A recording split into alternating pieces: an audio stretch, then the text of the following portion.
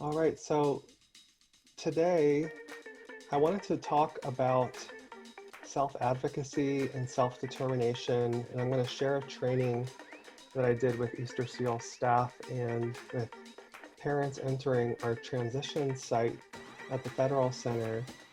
Um, I put together a self-advocacy curriculum that I thought was really beneficial to students who wanted some counseling in job exploration, learn how to apply for jobs and do mock interviews, um, just to have some discussion around disclosure of a disability as it relates to employment.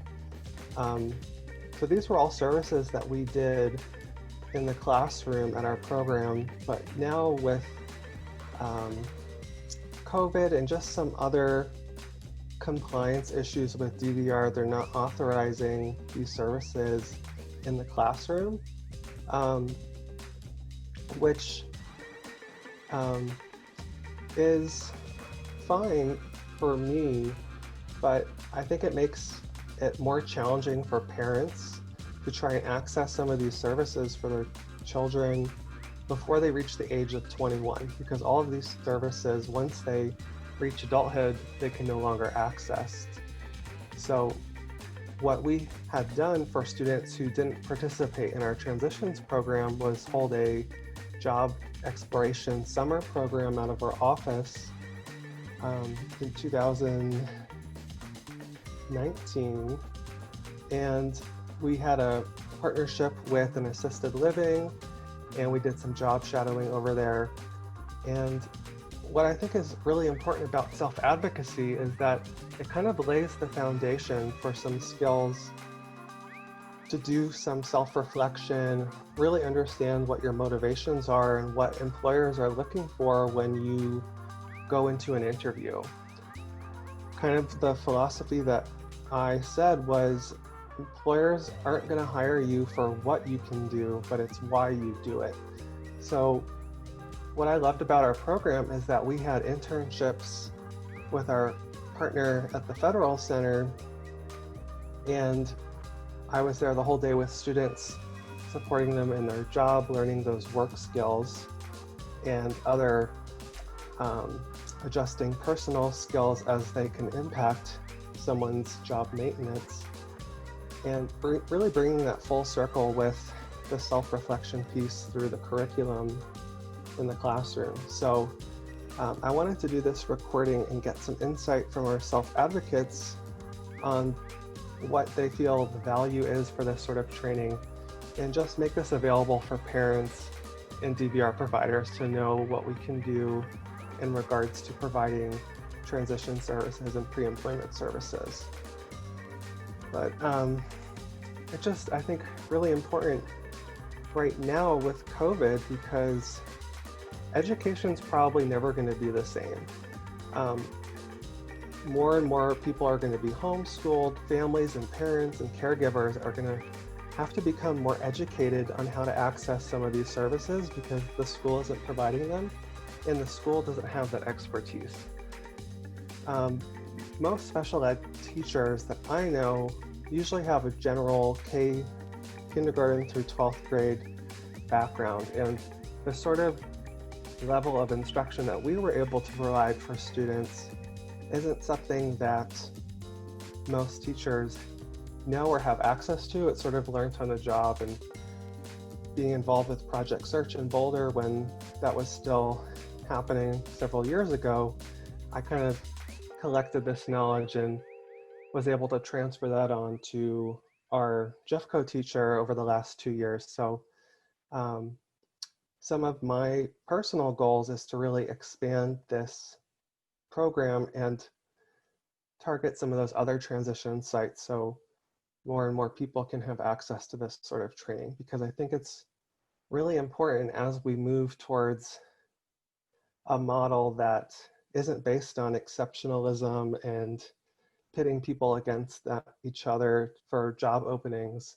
It's really about looking at those inherent qualities in someone's personality, what are their contributions, and all of that comes out of discovery.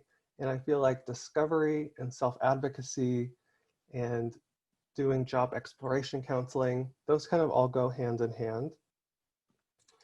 And so with COVID, it's, you know, families are opting to do 100% virtual or a hybrid learning where they're in person part of the day or, you know, half of the week. And the problem with that, I think, is we're losing a sense of community.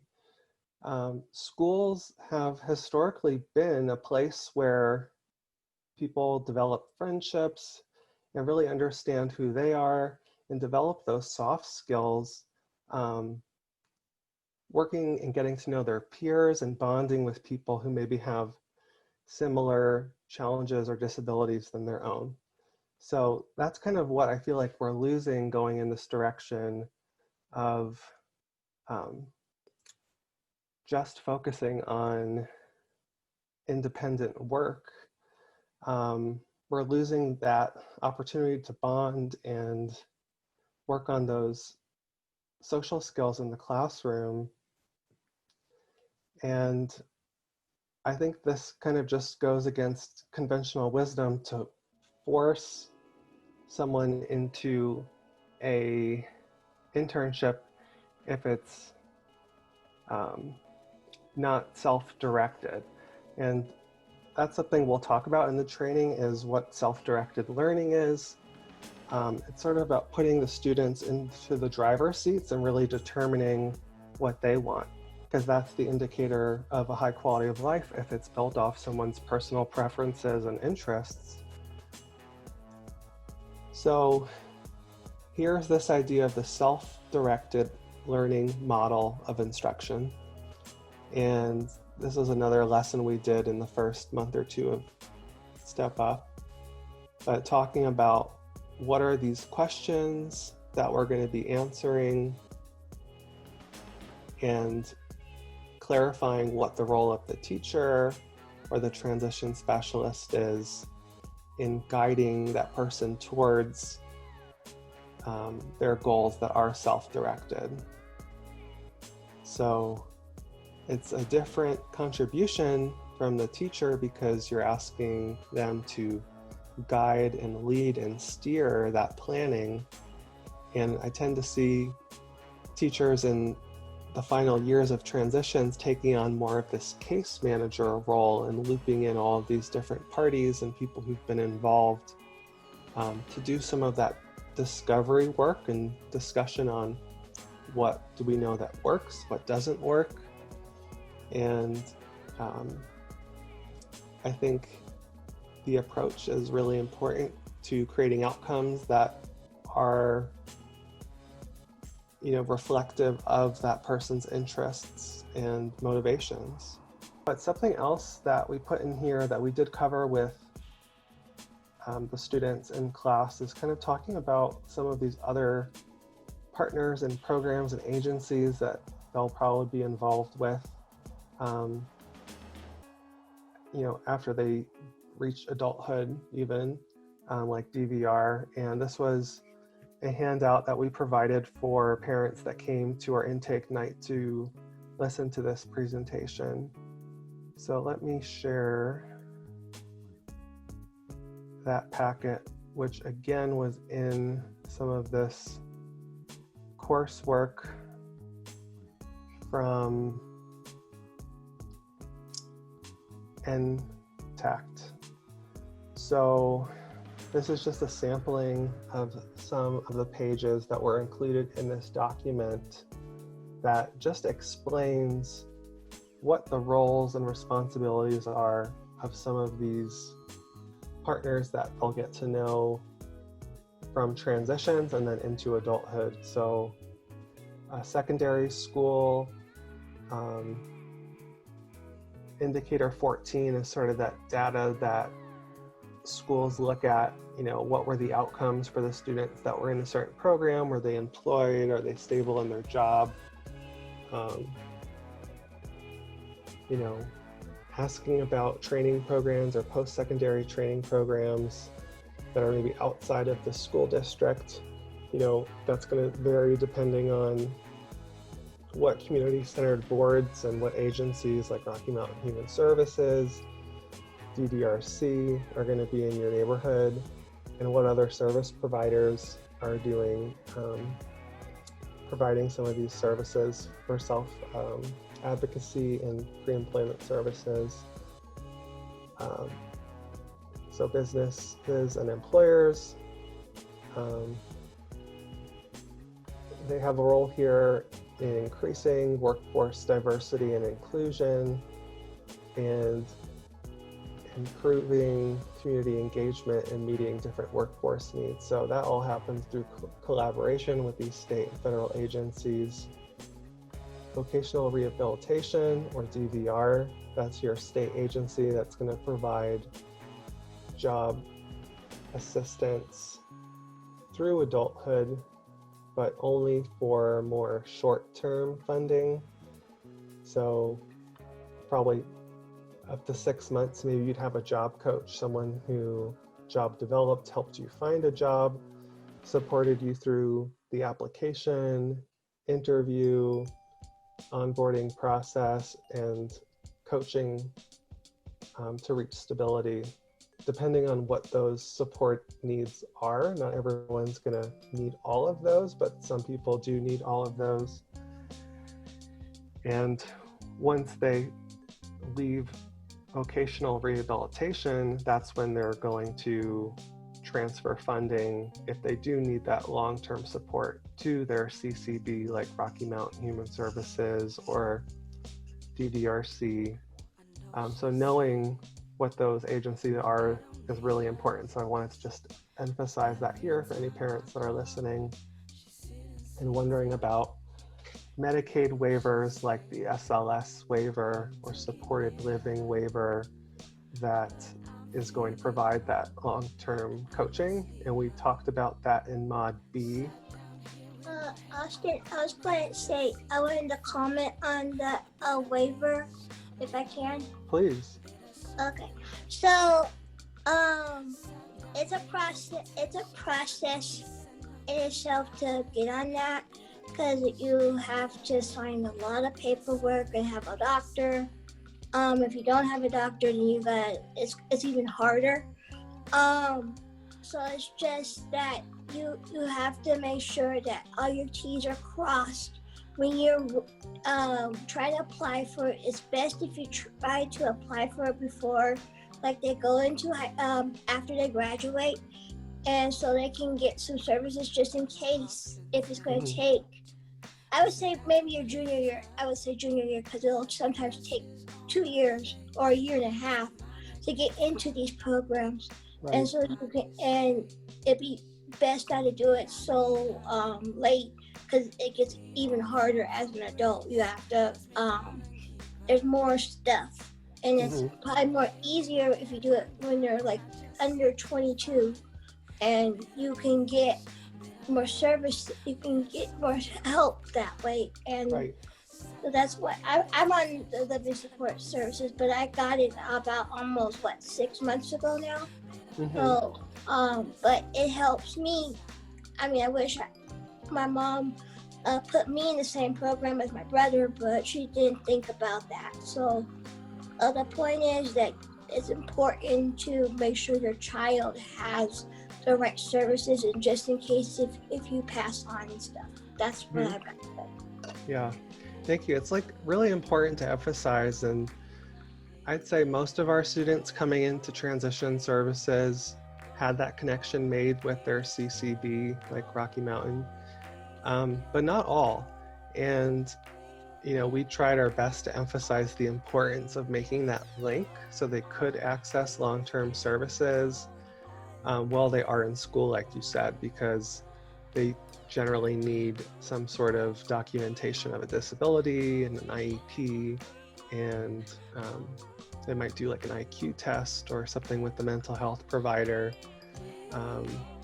like an adaptive test to kind of see what their ability is and see if they qualify. So if they don't do that while they're still in school, they might have to private pay to get that adaptive score testing done, or just not really have anyone there to advocate or tell them that this is what they need. If they kind of didn't get that when they were still in high school or in transition services, at this point when they do turn 21, it's then on that individual and the family and whoever's providing care to know what these things are. And it's not easy. There's so much information, and I feel badly for parents that are working that don't have the time or the bandwidth or the mental capacity to understand the ins and outs of everything involved. But Pablo and I are going to be doing a training coming up here pretty soon for DIP, a speaker series. So I think this will go up on the website, but just talking more about Medicaid waivers and benefits counseling, because there are things that need to be done or in place before people reach the age of 26 to get access to these services for life. So like the ABLE account, somewhere where you could put resources and money so you can set those goals for yourself, those financial goals, if you want to put a down payment on a home or buy a car or take a class, and not have that impact the services that you're getting on your waiver. So having those bank accounts and knowing at least the basics of, do I need a special needs trust? Do I need an ABLE account? You know, everyone's situation is different, and we'll do another training with Pablo on benefits counseling. But that's another service that DVR can authorize for people looking to get back to work and create more income for themselves. So that's why, again, why I really wanted to record this video today. So getting back to this choice maker curriculum, we talked a little bit about starting out the year, or those 3 strands, right? Figuring out what your interests are and being able to express those interests, and then being able to take action. So those 3 strands. And we're really just talking about the first one today, but these are some of those worksheets that we've done to indicate what those interests are, which is sort of like the discovery approach. So job duties I like. At the Federal Center, we had students doing data entry, quality assurance, quality control, Photoshop, ArcGIS,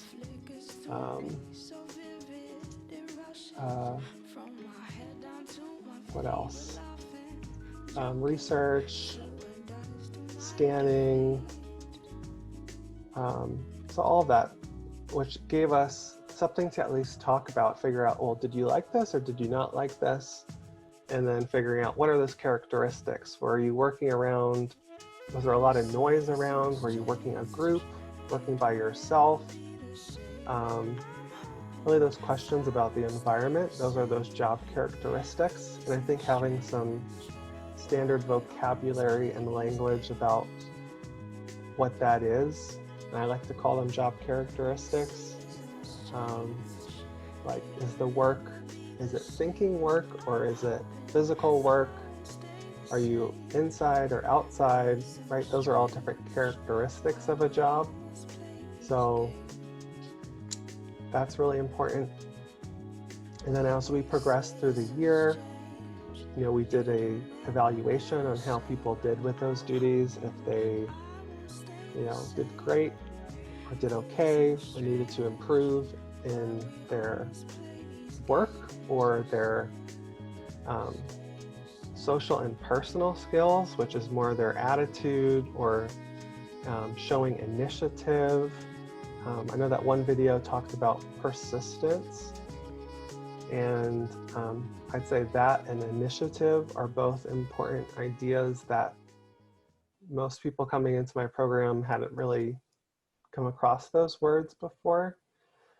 So as we went through the year, those job duties or those social and personal skills that they needed to improve in those areas, those went on the self-determined skills worksheet. So it's kind of a blank sheet that they filled in with this other information about their work skills that they are directing to choose to work on based on those evaluations and feedback from their teachers and from themselves, because first they're answering how they think that they did, and then seeing if that was a match with how we perceive their work. So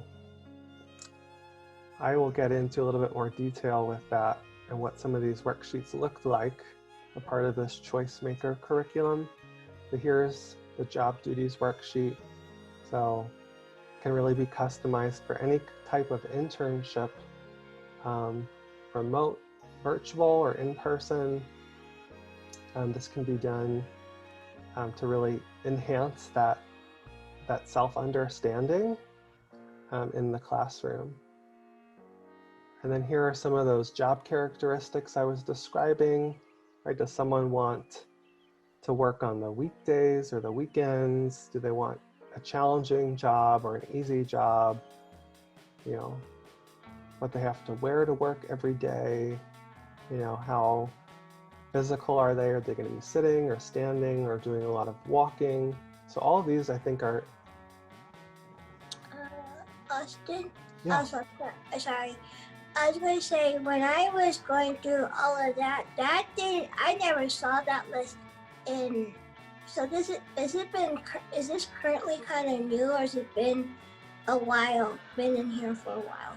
Right. So I will tell you, when I started putting this curriculum together 2.5 years ago, DVR kind of said to me, make it what you can, because I didn't want to reinvent the wheel. I said if there was something, some resources I should go to kind of start out to be providing this level of instruction, there really wasn't that. I think these are all newer services that still aren't being provided to as many people as we could be doing. But all of these I found through those evidence-based practices on those resources. So do you feel like, if you got this in high school, or do you think that would have helped you to kind of understand your path better? Oh yeah, that's a big, that would make a huge difference. Especially you can give it to your supervisor, and your manager can look at it and say, oh, this is what she can do or he can do, or something like that. That's a perfectly good thing, because I'm looking at it, I'm like, that would have been super helpful in my long road of jobs, and I would have been able to not be scared to lose my job. So that's perfect. Yeah, thanks for that feedback. I think I've got, these are the other characteristics. And, having this information and having it be from them, it's not, okay, I can observe these too, but also if they already have that knowledge and understand themselves, they can indicate that here, and then that could go into a profile, which is really helpful in that discovery process to finding that motivating career path for someone. Yeah, any other feedback? Do you think, this is something that you think people should be having access to? Do you think it should be in the classroom, outside of the classroom? Any other thoughts? Okay, so I think it should be in the classroom, and the reason why I say it like that is because if you get if there be 2 job coaches in a room, there'll be, say get 10 kids, so 5 of them go with this job coach and the other one goes with that job coach.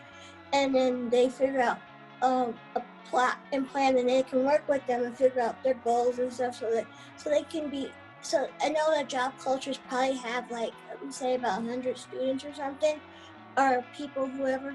So I think they should just have it in a classroom and then have 2 job coaches, and then they can focus on that. This job coach focuses on that 5 and the other one focuses on that 5. But also it can be kind of like, it depending on the person too. It could be like I work better as a person that I work better one-on-one kind of thing, and another person says, oh, I work better in a group. So it's just it has to vary, it depending on the person. So, but it'd be easier just to figure out what's best for the person. Would be best for them, not just do one thing and then the other person don't like it and the other one likes it. So it has to have some variety. Yeah, I agree. I think, having that customization or allowing the individual to kind of select what type of services that they want is important. Having someone who's a service provider for DVR that kind of has this expertise in this area and bringing that into the classroom or in addition to a classroom setting, I think is really important because, like I said, with COVID, education is transforming. I don't think it's ever going to be the same. So more and more teachers are having to do all of this and they don't have the training. And that was why we brought digitability into our classroom last year, which was a tool to build like a social economy in the classroom. And we got so much participation from our students taking that approach where we would hand out dollars and we would enter that into a bank log, and then they were able to, get a snack or a treat or some sort of reward to encourage that participation, and building that confidence and that presumed confidence and having a standardized type of instruction so it was more accessible with technology. So, we had a projected presentation on the screen, and then they go into their iPads that we provided and do the knowledge check and learn about technology and what's a web browser and how to be careful online and how to use the back and forth buttons and what is a URL, what is an address bar, what is a browser window. A lot of good basics that right now, with everything happening remote and most jobs going more blended hybrid or people working from home, getting that instruction to access technology and communicate effectively through technology and the etiquette associated with, that's all falling on the responsibility of the teachers. And they already have a lot on their plate. Planning 10 or 12 IEP meetings throughout the year and getting all of that participation alone is kind of daunting for some teachers, and then to expect them to provide instruction on cooking and hygiene in those areas of activities of daily living, what historically transitions has provided instruction in. Most teachers are that generalist kind of teacher and don't have this sort of training. So that's one thing that agencies can be doing, is contracting with the schools to provide this instruction. But it really needs to come from parents to be informed of these services and put pressure on the school to say, we want this instruction. It is our right to have this instruction and these services. So the more awareness there is, hopefully things can change. Austin, I'm sorry, one more thing. Since you said parents, so what I learned over the years, there's some parents that don't really care about their child. So it's best to also have like a guidance counselor to basically be involved too and get Mm-hmm. a voice. Because I just know some people I know doesn't have a parent that cares and about Mm-hmm. their well-being, or they're in the foster system, so then the social worker or something, and it's so heartbreaking that it's there's not a lot of people are fortunate to have a good parent, Right. and so it's best if we try to push like the social worker that's in charge of the case to make sure they get the services that they need. Uh, People that have the guardians that that's taking care of them to push for it, and anything just to push for them to have services is super important because Mm-hmm. not like I said, not a lot of parents care. Yeah, I think that's a really good point.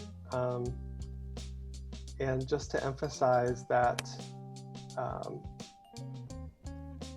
it reminds me the Inclusive Higher Ed Network for Colorado, or IN exclamation point. They did a webinar and they had graduates from their program who go to University of Colorado and some of the community colleges do a webinar when COVID first started, and we got to hear from the parents and the students directly some of their advice for people in transitions and interested in learning about college. And that's something in the next video we'll talk about some resources and tools to see if that is, fits in with someone's goals and plans going the college route. But they said that knowing who to go to, right? If it's not going to be a parent, knowing who to go to get support from when they are more independent in like a college type setting is super crucial, as well as knowing how to access public transportation was something else that they discussed, which is something else that is a service that we didn't really talk much about, but that's something that I've provided and other agencies like VIA can provide. And I think your centers for independent living can help make a referral or connection. Sometimes there's a wait list with some of those providers, but DVR, might also authorize some of that if it's related to a job. And the self-advocacy, multiple people talked about getting that self-advocacy training earlier was really important, because when they are kind of more on their own in an adult setting or a college type setting, the parent's not going to be there to ask these questions to find out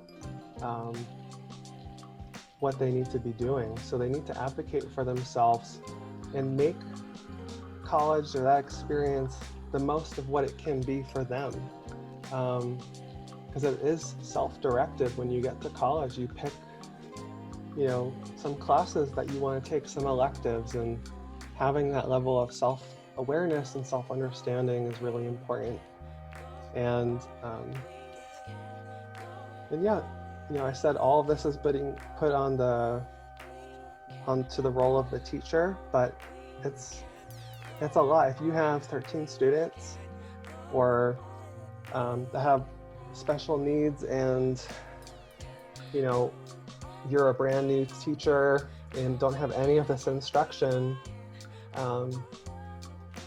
those people aren't going to learn as much as they can those final years in school. And these are federal mandates that DVR should be providing these services, and I don't really see a whole lot of outlets or venues where this service can be provided. And I've done this more in a group setting because I think it supports that social cohesion and some of those social skills. And that's what I saw at Project Search, having that group setting of the classroom. They learn from each other and develop those friendships and those skills and figure out about their interests. And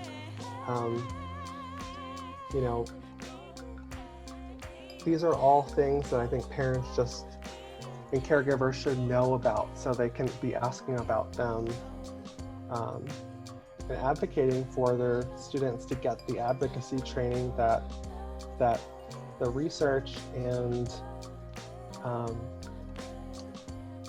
the self-advocates and mentors say that people deserve and have a right to access.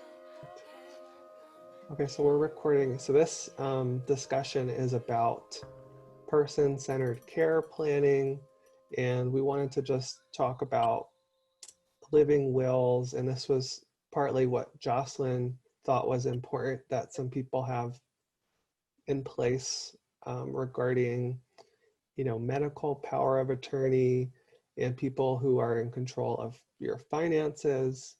So Jocelyn and Brittany are joining us. Jocelyn, do you want to share some thoughts you've had about this topic, or maybe set it up how you think it relates to people who have a disability and information that they should be aware of?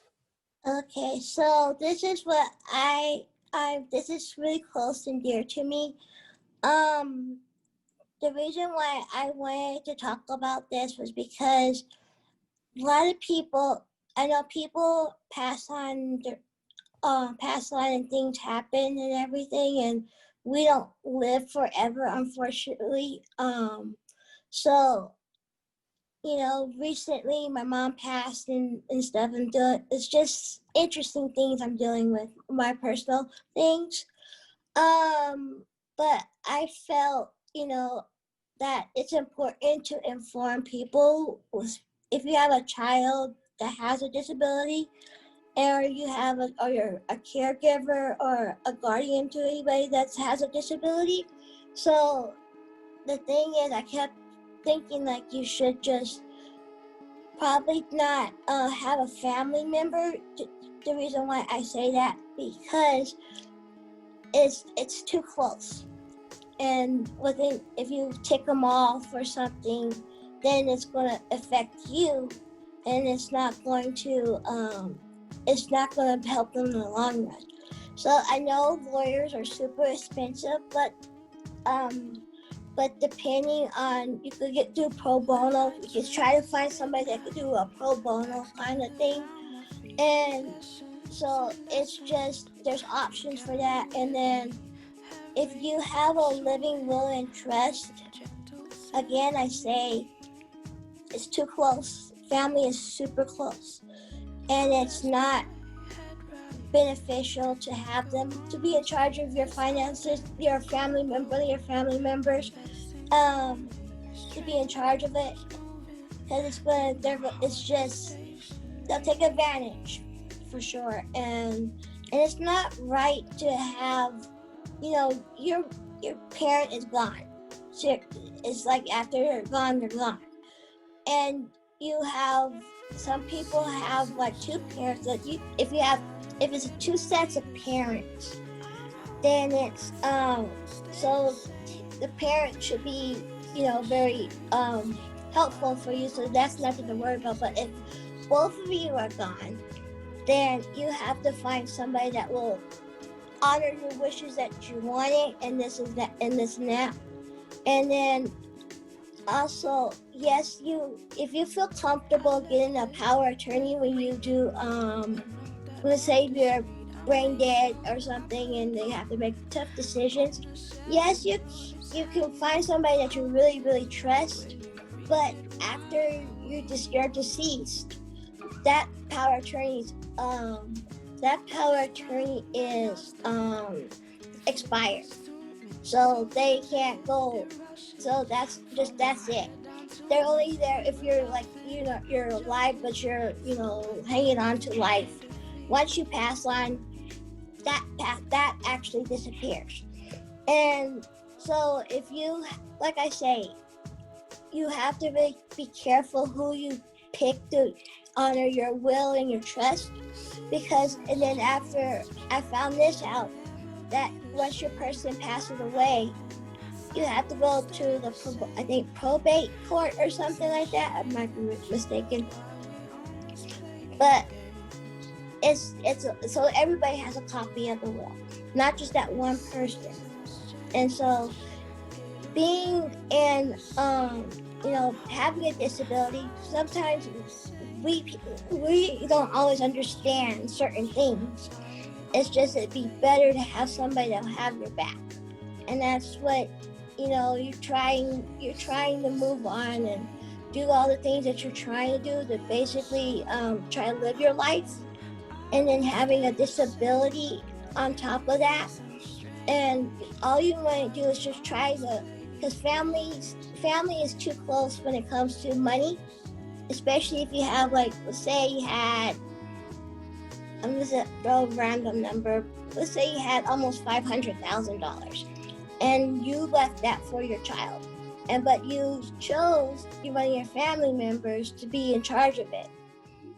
And then if you tick that person off, they're going to say, oh, you can't have the money. You did this and did that. So the thing is, it's the child's money. It's not the person that's in charge of the money for you. But then you have to find, but if the person that you're power attorney or something to the person that's in the will and stuff, don't have the same person to be in charge of your will whatsoever, and your payee, because that's going to get messy and hard. And you, especially with COVID right now, court systems are pretty much backed up anyway, so it's just harder. And so my best bet is for you guardians and parents to get somebody you can, like, a lawyer or somebody or hire a payee to get their money and stuff. And so it's very important that you do that, because once you're gone, we don't have anybody else to turn to, but other family members too, but then you don't know who to trust. And so you have to be really, really, really, really cautious about choosing who you want to be in the will and stuff. It's very important. Especially if you have a child with a disability or children with disabilities. And that's why you should follow, I'm not saying you have to follow my way or anything, but my suggestion is find somebody you can trust that will honor your wishes. That's all I have to say about that. Oh, yeah, thank you. I'm glad you brought up that idea of trust, because I think I was going to ask you if you were talking about not having family overseeing your finances, if you were referring to immediate family or extended family, but I think you kind of answered my question by it has to be, the individual. Just because they're family doesn't mean you can trust them, but can they be an impartial person in overseeing that, or is greed and temptation going to maybe get in the way of them making certain decisions more selfishly and not in the best interest of the individual? So I'm sorry. Please. So anyhow, it's just that, I hear people, it's not, having experience being in charge of your money, and especially if you are in Social Security and stuff. So it's like you have to really be careful what kind of money you have and this and that. So you just don't. It's just my suggestion. I'm not saying, oh, you have to do it because I said so. No, I'm saying you have to really think about it.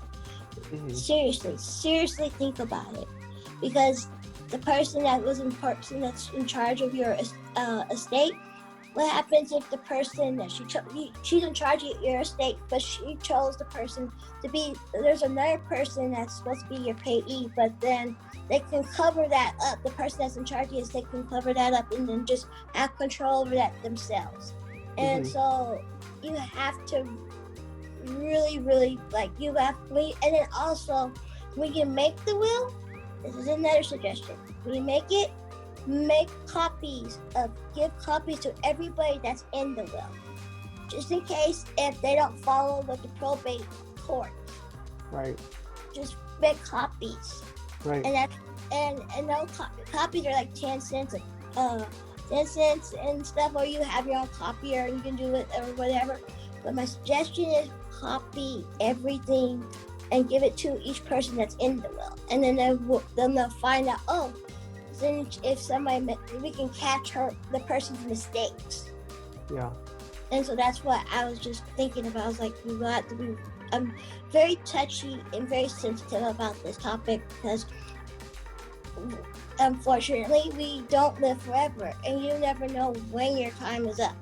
Yeah. And so just be really careful who you choose, who you trust, and that's the bottom line. Right. Yeah, thanks for making that, because I think this is a important point for guardians and parents to think about, as well as individuals. But I think it's important to keep in mind there are some individuals that elect to have parents and taking on that guardianship role even after they reach 18. But again, like having whoever that is, if it's the individual themselves, and if they become mentally unable to make those decisions themselves, who's going to do that for them? So I'm not an expert, but I feel like this is a good conversation to have. And one thing that I said I would share today is what some of these power of attorney forms look like and what they are, so people can search for them and seek them out in a power of attorney, right? Taking that power away, under what conditions, and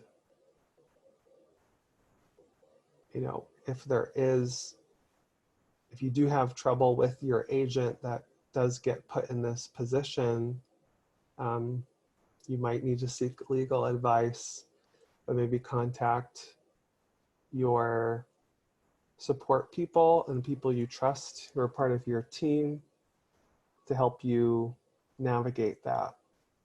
And again, seek legal advice, because these are really important decisions needing to be made.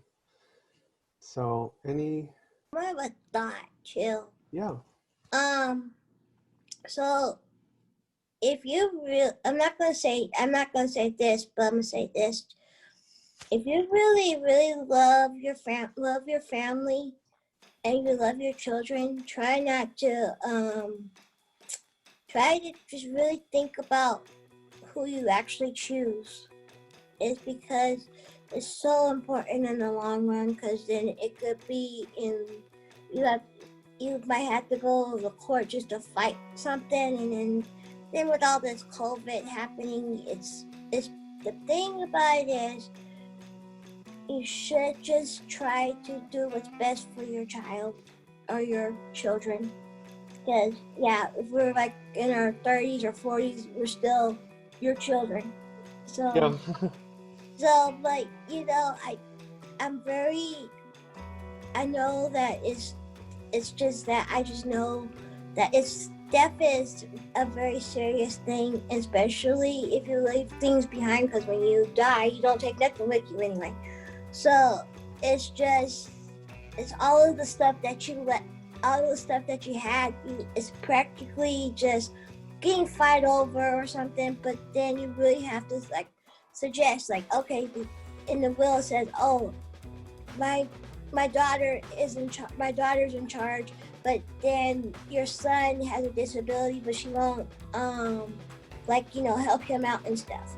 And then she goes by what she wants. She kind of just goes what she wants to do, and then not ignore what his needs are. And so it's like I said, family is super close, especially if you have a daughter, niece, nephew, son, cousin, aunt, whatever.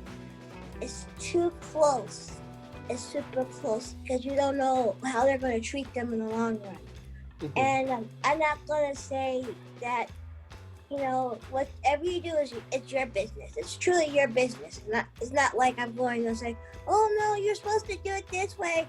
What about your son Jack or something? No, but no, I'm just going to say you have to really, really think about this because you never know. Anybody can die any second. To be honest with you, I'm just throwing that out there. Yeah, it's true. It's the truth. And so, but yeah, it's just important. It's super important to make sure your kids are okay. And if you feel like you forgot something in the will, you need to go back to the will and change that and make sure it's the final draft, final copy. Don't, and then when you make that final copy, then still give everybody the copy. That's just the bottom line. Yeah, that's really good advice. So, yeah, but I'm not saying it's not for me or anybody else, but I'm just saying it's for everybody that has a disability. You really, really have to really think about your children seriously. Especially if they have health issues and disabilities, you have to really consider it. Okay, That's all I gotta say. Yeah, this is just like another thing parents and people with disabilities need to be informed about. And there's just so much information out there. So we're trying the best we can to recognize where those gaps are, maybe in the education and in the service delivery. You know, how are we getting this material out to people? So if they can't afford to hire a lawyer, right? Because I don't know people, if they're receiving SSI, if they can access legal assistance. I think there might be some places that provide that, but again, it can be just a roundtable discussion with people you trust and get those forms notarized and filled out. I would suggest go pro bono, especially if you have on a fixed income. Pro bono is basically free, what it means by pro bono, and having pro bono. But sometimes you really have to really look for a really good one, especially if it's like you have to find like someone's in charge of wills and estates and all that stuff. But they also do pro bono. You just have to look it up. I don't know all the information, but I know that you really should consider pro bono if you don't have the money like that. So yep, that's another good piece of advice. To seek that out. Is all I have, and there's my email if someone wants those forms that we talked about earlier with the power of attorneys. And we are recording this video today, part of our DIP Diversity Inclusion Program. So feel free to check out our website listed on this slide, where you can register and sign up for some of our previous discussions we've had about inclusion and diversity, people with disabilities, and any minorities or people who are in that IPS plan. So IPS, I know I talked about it briefly, but that is been a model for people dealing with mental health and addiction, and so that best practice is being applied to guide job development and planning for people with disabilities that have maybe some of those barriers to employment. So we have a speaker series that you could sign up for more information through this link to find out more about other things that we offer at Easter Seals, Colorado. So thanks for watching and joining us. And if you have any questions, feel free to comment. And Jocelyn or Brittany, do you have any final thoughts or things you want to say? Thanks for watching the channel. Just what I said earlier, just think about your children, okay? Yeah, right. Thanks. That's what it's all about, is just making sure that things are self-directed and people are getting that care that they want, deserve, and respect. All right. Well, thank you, and I'll end the recording.